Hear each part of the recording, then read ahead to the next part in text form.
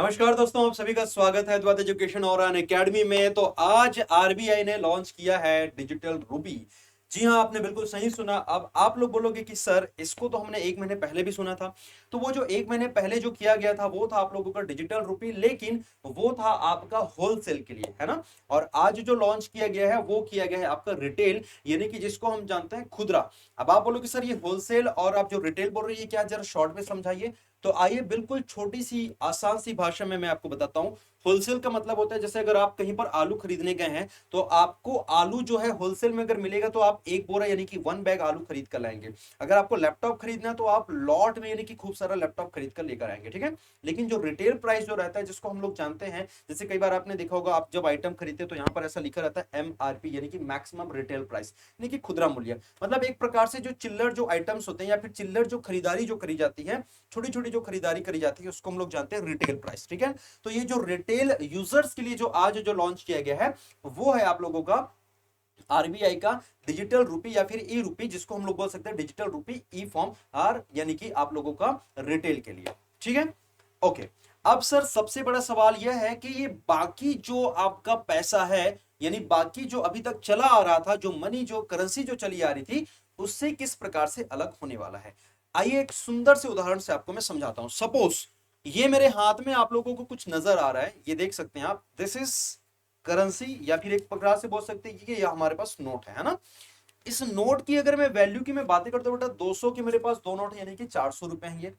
अब अगर मैं इसी 400 रुपए की अगर मैं बातें करूं तो इसको मैं अपने मोबाइल के लाइक किसी भी, जैसे यूपीआई जो सिस्टम होता है, जैसे कि मेरे पास फोन पे है, गूगल पे है, आपके पास भी ऐसे बहुत सारे होंगे जिसके थ्रू आप लोग ये पैसे का लेन देन करते हैं। सपोज मैंने 400 रुपए यहां से किसी व्यक्ति को ट्रांसफर किए, यहां से मैंने बटन दबाया, 400 रुपए उनको मैंने ट्रांसफर किया। तो उस 400 रुपए के एवज में आरबीआई के पास या आरबीआई को ये 400 रुपए के करेंसी नोट छापने ही पड़ेंगे। कहने का मतलब यह है कि अगर मैंने किसी को 400 रुपए ट्रांसफर भी कर दिया डिजिटली, फिर भी इस 400 रुपए के इक्वल में आरबीआई के पास इसलिए बोलो क्योंकि आरबीआई ही जिम्मेदार है इस नोटों को छापने के लिए, है ना। आरबीआई के पास ये नोट छपा हुआ होना चाहिए। आप बोलोगे कि सर आपने भी डिजिटल किया, सामने वाला भी डिजिटल कर रहा है, तो फिर इसका नीड क्या है भाई। मैं कर रहा हूं, सामने वाला करे, लेकिन वो सामने वाला किसी जब तीसरे को करेगा तो जरूरी नहीं ना कि वो डिजिटल रूप से करे।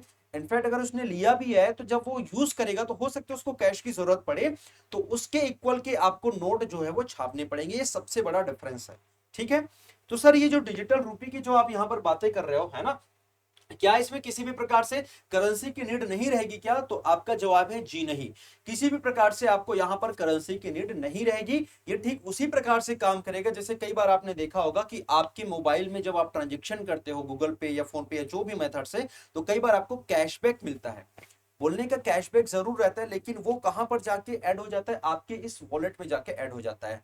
उसको एज ए कैश आप उपयोग नहीं कर सकते। उसको उपयोग कहां पर करोगे? हाँ, हालांकि आजकल कुछ सिस्टम दे दिए गए हैं, कुछ तोड़ निकाल लिए गए हैं कैश में कन्वर्ट करने का, लेकिन अमूनन होता यह है कि आप उस पर्टिकुलर रुपी को, जैसे 50 रुपए कैशबैक मिला, तो आप उसको उस ऐप के माध्यम से ही उपयोग कर पाओगे। जैसे अगर किसी में रिचार्ज करना हुआ या किसी को लाइक किसी भी प्रकार के पेमेंट करने हुए, तभी आप वहां पर उपयोग कर पाएंगे। नॉर्मल यूपीआई ट्रांजेक्शन में आप उन जो पैसे जो आए हैं उसका उपयोग नहीं कर पाओगे। तो ठीक उसी प्रकार से जब डिजिटल रुपी की जब हम बातें करेंगे तो एक प्रकार से आपके पास अकाउंट रहेगा। आप बोलोगे सर क्या इसके लिए जिस प्रकार से बैंक में अकाउंट खोलते हैं वैसे अलग से अकाउंट खोलने की आवश्यकता है क्या? तो आपका जवाब है, यानी कि जवाब होगा नहीं।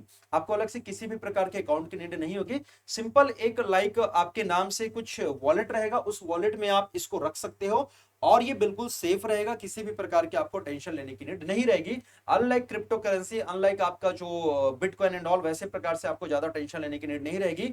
सबसे बड़ा सवाल यहां पर यह भी आता है कि सर इन दोनों का लाइक जहां पर जैसे हमने 200 रुपए करेंसी नोट की हमने बातें करी, साथ ही साथ 200 जो ट्रांजेक्शन किया, दोनों की वैल्यू सेम है। मतलब चाहे मैं 200 नोट कब पकड़ाऊं या फिर 200 रुपए में ट्रांसफर करूं, दोनों की वैल्यू सेम है। तो क्या उसी प्रकार से इसकी भी वैल्यू सेम रहेगी? तो आंसर है जी हाँ सर, बिल्कुल।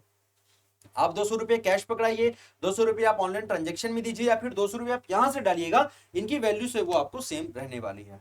फिर से एक सवाल आता है सर, ये जो अभी फिलहाल कहां कहां पर यानी किन सिटीज में लागू किए जाएंगे या किन सिटीज में लॉन्च किए जाएंगे?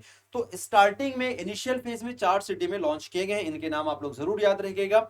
न्यू दिल्ली, मुंबई, बेंगलुरु और भुवनेश्वर। जी हाँ, न्यू दिल्ली, मुंबई यानी कि मुंबई, बेंगलुरु और भुवनेश्वर, इन 4 जगहों पे इनिशियल तौर पे लॉन्च किया गया। उसके बाद लेटर ऑन बाकी अन्य जितने भी आपके बड़े जो सिटीज हैं वहां पर भी इसको लॉन्च जो है वो किया जाएगा। तो उम्मीद करता हूं कि मेरी सारी जो बताई गई जानकारियां हैं आप लोगों को समझ आई होंगी। Digital transaction and digital currencies में अंतर आपको समझ आया होगा, क्योंकि आने वाले समय में यहां से प्रश्न जो है जरूर आप लोगों से पूछा जा सकता है। तो ठीक है बेटा, ऐसे इंपॉर्टेंट अपडेट के लिए आपको बने रहे हमारे साथ, यानी कि अद्वैत एजुकेशन और अन अकेडमी के संग होती रहेगी हमारी यूं ही मुलाकातें। Thank you so much, take care, bye bye, जय हिंद।